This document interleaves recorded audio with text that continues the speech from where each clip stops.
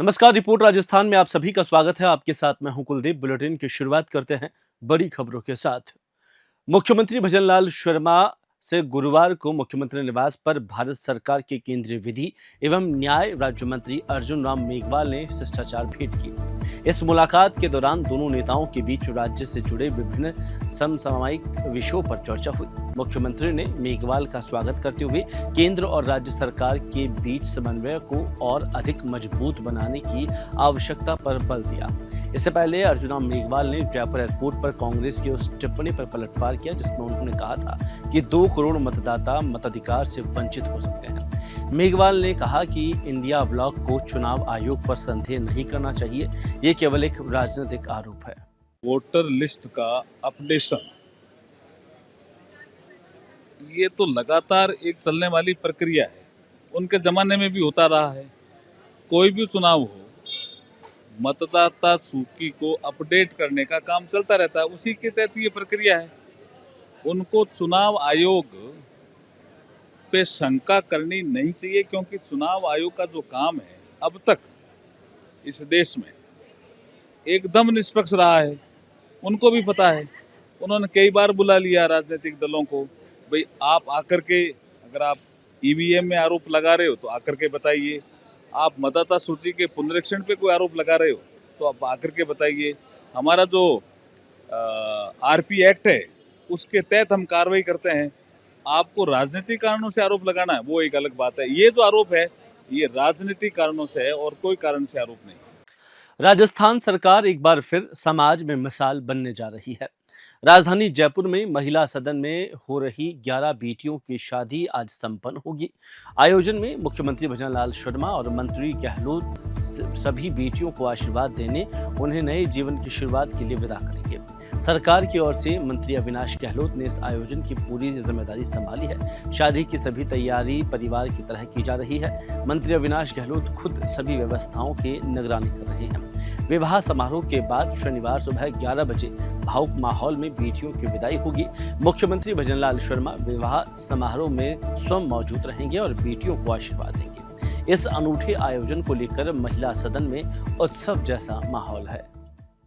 देखिए, पूर्ववर्ती कांग्रेस सरकार के समय भी इस प्रकार के बहुत सारे प्रकरण होते थे, लेकिन सरकार की गंभीरता नहीं थी और सरकार की कोई प्रभावी मॉनिटरिंग कांग्रेस के समय नहीं हुआ करती थी।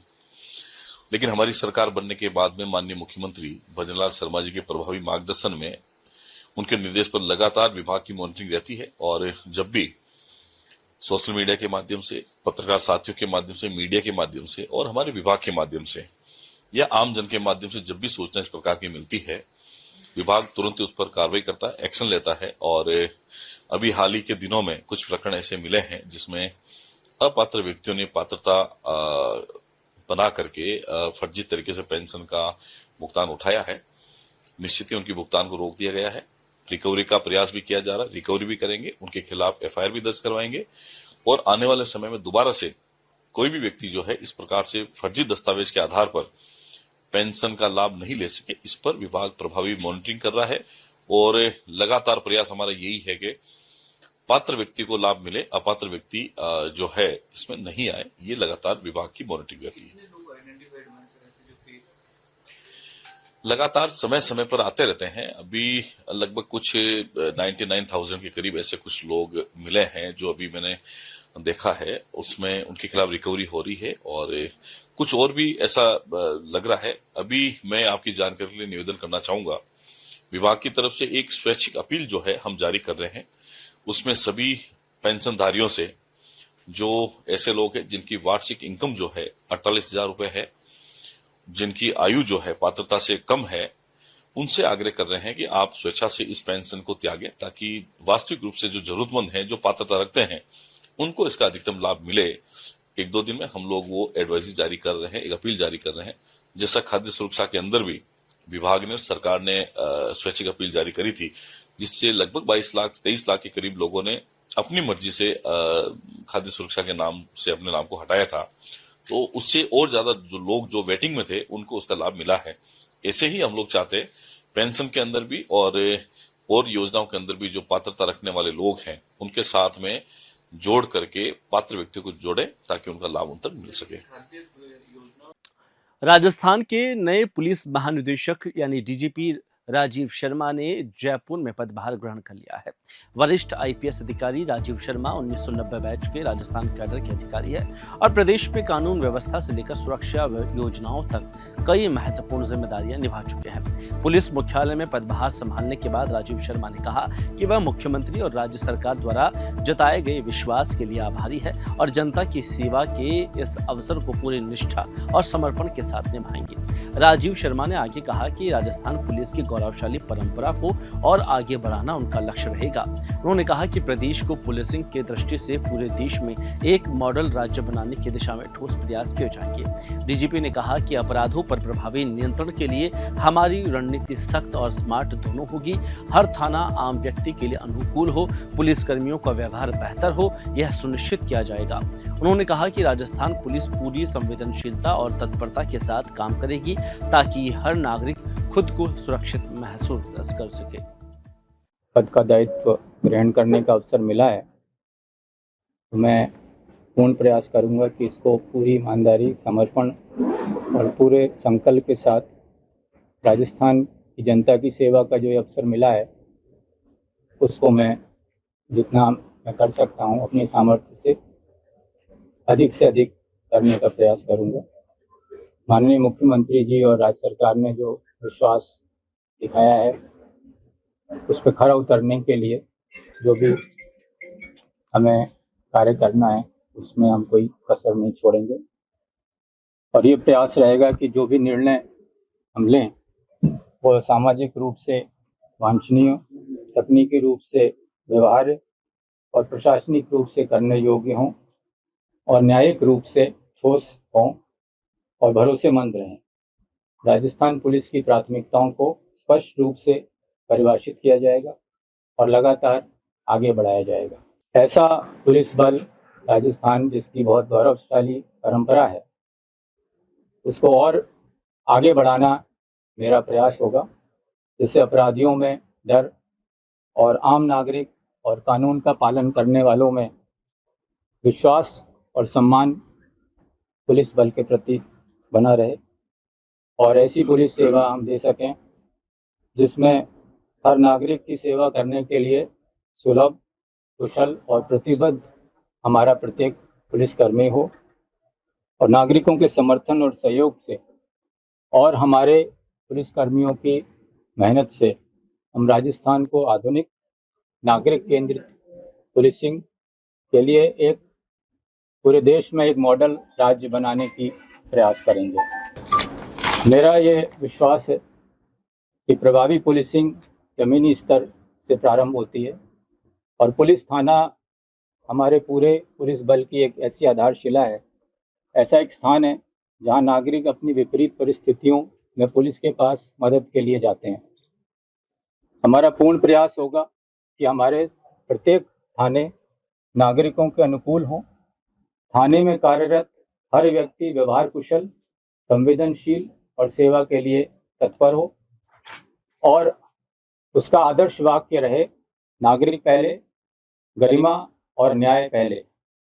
कांग्रेस पार्टी अब अपनी कमजोर कड़ियों को दूर करने में जुटी हुई है। पार्टी का फोकस अब मेवाड़ और बागड़ पर है, जहां किसी वक्त कांग्रेस की ताकत थी लेकिन अब पार्टी कमजोर पड़ रही है। प्रदेश कांग्रेस प्रभारी सुखजिंदर सिंह रंधावा, प्रदेश कांग्रेस अध्यक्ष गोविंद सिंह डोटासरा, नेता प्रतिपक्ष टीकाराम जूली आज उदयपुर और डूंगरपुर के दौरे पर है। इस दौरान जल्द ही इन क्षेत्रों में संगठनात्मक नियुक्तियां भी हो सकती है। अब कांग्रेस पार्टी फिर से अपने नए गढ़ पर फोकस करना चाहती है। इसी के मद्देनजर तीनों प्रमुख नेताओं सुखजिंदर सिंह रंधावा, गोविंद सिंह डोटासरा, टीकाराम जूली ने यहां पर दौरा करने का संगठन मजबूत और साथ ही नब्ज टटोलने का फैसला लिया है। बैठक में संगठन सशक्तिकरण अभियान की समीक्षा के साथ आगामी कार्यक्रमों के बारे में भी महत्वपूर्ण दिशा निर्देश प्रदान किए जाएंगे। इस बैठक के पश्चात शाम 4 बजे प्रदेश कांग्रेस वार रूम में कांग्रेस के नए मुख्यालय भवन के निर्माण और आगामी नगर निकाय चुनाव के संबंध में प्रदेश कांग्रेस कोऑर्डिनेटर कमेटी की महत्वपूर्ण बैठक आयोजित होगी। जयपुर स्थित कॉन्स्टिट्यूशन क्लब में राष्ट्रीय लोकदल की प्रदेश इकाई की प्रेस वार्ता आयोजित की गई, जिसमें प्रदेश कार्यकारिणी की घोषणा की गई। प्रदेश अध्यक्ष जोगेंद्र सिंह अवाना ने प्रेस वार्ता के दौरान बताया कि नई कार्यकारिणी में 5 उपाध्यक्ष, 14 महासचिव और 20 सचिव शामिल होंगे। वहीं साथ ही अवाना ने कहा कि पूरे प्रदेश के कार्यकर्ताओं का सम्मेलन जल्द आयोजित किया जाएगा, जिसमें संगठन को बूथ स्तर से लेकर प्रदेश स्तर तक मजबूत करने का संकल्प लिया जाएगा। 11 जुलाई को पार्टी के राष्ट्रीय अध्यक्ष और केंद्रीय मंत्री जयंत चौधरी जयपुर आएंगे, जहां बिरला सभागार में एक भव्य कार्यकर्ता सम्मेलन आयोजित किया जाएगा। साथ ही जयंत चौधरी के नेतृत्व में राजस्थान के संभागवार रैलियों की भी शुरुआत की जाएगी। कुछ भी मैं कहूंगा तो ठीक नहीं होगा और इस तरह का काम तो वो नहीं करेंगे भाई। वो जनप्रतिनिधि हैं तो अब पता नहीं उसको लेके पीछे क्या कहानी है, क्या है क्या नहीं है, तो मैं नहीं कह सकता। लेकिन बेनीवाल जी अच्छे आदमी हैं, संघर्ष करते रहते हैं हमेशा, हमारे विधानसभा में भी साथी रहे। मैं तो उनका बार बार धन्यवाद इस बात का भी करता हूं कि पिछले दिनों जब मैं 18 से 23 विधानसभा में रहा तो उन्होंने गुर्जर आरक्षण जो था, जो उस टाइम पे आंदोलन चल रहा था, उसका भी समर्थन किया। हम 6 साथी बीएसपी के थे और हमारे साथ में बेनीवाल जी और उनके अन्य जो विधायक थे, 1-2 साथी वो भी थे, उन्होंने उसका समर्थन भी किया था। राजस्थान के सभी जिलों में मानसून की बारिश का दूसरा दौर जारी है। इसके असर से ज्यादातर जिलों में भारी बारिश जारी है। वहीं जालोर, बाड़मेर, जोधपुर, फलौदी में 2 से 5 दिन तक बारिश दर्ज की गई। भारी बारिश के कारण टोंक में बीसलपुर बांध का गेज 24 घंटे में 71 सेंटीमीटर बढ़ गया है। मौसम विभाग के अनुसार जयपुर, टोंक, दौसा समेत कई इलाकों में भारी बारिश का अलर्ट जारी किया गया है। जयपुर मौसम विज्ञान केंद्र के अनुसार बीते 24 घंटों में खासकर पूर्वी राजस्थान के अनेक जिलों में लगातार बारिश हो रही है। सबसे अधिक बारिश जालोर में 136.5 मिलीमीटर दर्ज की गई है। लगातार और भारी बारिश से कई जगह जनजीवन प्रभावित हुआ है। मौसम विभाग के अनुसार पूर्वी हिस्से में मेहरबानी बनाते हुए अगले 3 घंटों के बीच येलो अलर्ट की चेतावनी जारी की है, जिसके अनुसार जयपुर, दौसा, अलवर, भरतपुर, धौलपुर, करौली, टोंक, सवाई माधोपुर, बूंदी, बारा, कोटा, झालावाड़, नागौर, पाली, अजमेर, भीलवाड़ा जिलों के आसपास क्षेत्रों में बारिश की चेतावनी है। प्रदेश में चुनाव लड़ने के लिए हर साल नई पार्टियां बनाई जाती है। ऐसे में साल 2018 में भाजपा से मौजूदा राज्यसभा सांसद और सीनियर लीडर घनश्याम तिवारी ने अपनी ही एक नई पार्टी भारत वाहिनी पार्टी का गठन किया था। लेकिन अब इस पार्टी को चुनाव आयोग रजिस्टर सूची से बाहर करने जा रहा है। ऐसा इसलिए क्योंकि आयोग की नजर में पार्टी ने पिछले 6 साल में कोई चुनाव नहीं लड़ा है। हाल ही में राज्य के मुख्य निर्वाचन अधिकारी ने तिवारी की पार्टी समेत कुल 9 पार्टियों को नोटिस जारी कर 15 दिन में जवाब मांगा है। इसमें पूछा है कि क्या पार्टी ने अपने गतिविधियां बंद कर दी है या सीमित कर दी है। पार्टी ने पिछले 6 साल से चुनाव आयोग के एक भी चुनाव में भाग नहीं लिया है। जयपुर पुलिस ने फर्जी सब इंस्पेक्टर यानी एसआई मोना बुगलरिया को अरेस्ट किया है। राजस्थान पुलिस अकादमी यानी आरपीए में एसआई बनकर मोना ने 2 साल तक अपना रूप जताया था। वह व्हाट्सएप कॉल के जरिए लोगों को धमकाने का काम करती। शास्त्री नगर थाना पुलिस ने 2 साल से फरार चल रही फर्जी एसआई मोना को सीकर से दबिश देकर अरेस्ट किया है। दरअसल एसआई के एक व्हाट्सएप ग्रुप में मोना बुगालिया जुड़ी थी, जहां पर व्हाट्सएप ग्रुप पर मोना अपने एक सहकर्मी को धमकी दे रही थी।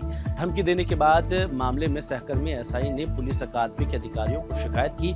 जांच में पता चला कि मोना का नाम किसी भी बैच में शामिल नहीं था। इसके बाद 2023 को शास्त्री नगर थाने में आरपीए की एक एसआई मोना के खिलाफ एफआईआर दर्ज हुई।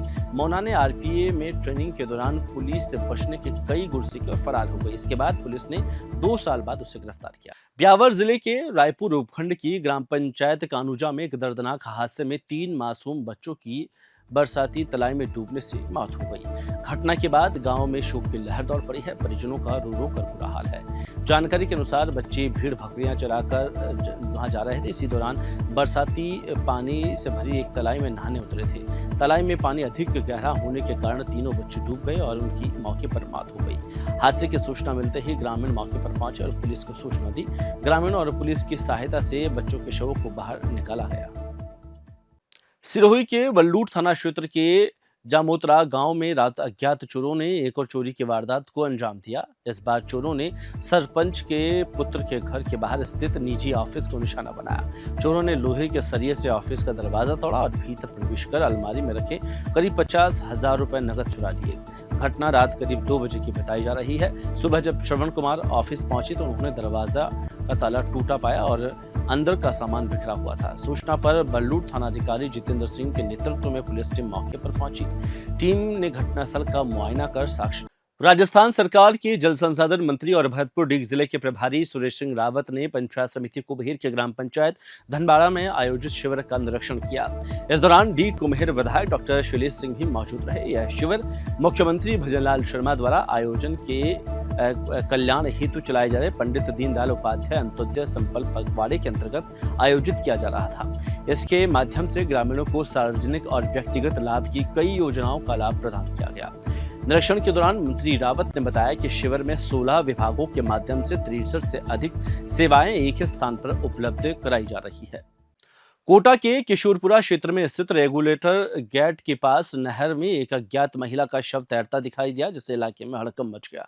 सूचना पर पुलिस मौके पर पहुंची और गोताखोर टीम के साथ कड़ी मशक्कत के बाद शव को बाहर निकाला गया। रेस्क्यू ऑपरेशन के बाद शव का किशोरपुरा थाना पुलिस को सौंप दिया गया, जहां पर फिलहाल महिला की पहचान नहीं हो पाई है। शव को MBS अस्पताल की मोर्चरी में सुरक्षित पहुंचाया गया, जहां पर किशोरपुरा थाना पुलिस मामले की गंभीरता से जांच कर रही है और महिला की शिनाख्त के प्रयास किए जा रहे हैं। जैसलमेर में एक भीषण सड़क हादसे में एक भीड़ चालक समेत 25 भीड़ों की दर्दनाक मौत हो गई। यह हादसा बस चालक की लापरवाही के चलते हुआ और हादसे के बाद बस ड्राइवर मौके से फरार हो गया। सूचना मिलने पर सदर थाना पुलिस मौके पर पहुंची और जैसलमेर के यूनियन चौराहे के पास बस को जब्त कर लिया। बस पर BK ट्रेवल्स लिखा हुआ था और पुलिस ने युवक के शव को मोर्चरी में रखवाया, जिसके बाद सैकड़ों की संख्या में लोग वहां पर इकट्ठा हो गए। पुलिस ने मामला दर्ज कर जांच शुरू कर दिया और फरार बस चालक की तलाश की जा रही है। कोटा में hotel federation of Rajasthan division द्वारा आयोजित प्रेस कॉन्फ्रेंस में कोटा को पर्यटन मानचित्र पर स्थापित करने को लेकर अहम घोषणाएं की गई। प्रेस वार्ता में फेडरेशन के अध्यक्ष हुसैन खान, संरक्षक सुरेश सिंह शाहपुरा, उपाध्यक्ष रणविजय सिंह और कोटा डिवीजन के अध्यक्ष अशोक माहेश्वरी मौजूद रहे। अध्यक्ष माहेश्वरी ने बताया कि राज्य सरकार के सहयोग से कोटा के पुरातत्व और धार्मिक, ऐतिहासिक वन्यजीव स्थलों को पर्यटन स्थलों के रूप में विकसित किया जाएगा। कोटा की समृद्ध संस्कृति, रहन सहन, त्योहारों और कोटा दशहरे जैसे प्रसिद्ध आयोजनों को केंद्र में रखकर पर्यटन उद्योग को बढ़ावा दिया जाएगा और इसी कड़ी में होटल फेडरेशन ऑफ राजस्थान द्वारा कोटा ट्रेवल मार्ट के आयोजन की दिशा में महत्वपूर्ण पहल की जा रही है, जो हाड़ौती क्षेत्र में पर्यटन को एक नई पहचान दे। राजस्थान में मूसलाधार बारिश का दौर जारी है, जिस वजह से कई इलाकों में बाढ़ जैसे हालात पैदा हो गए हैं।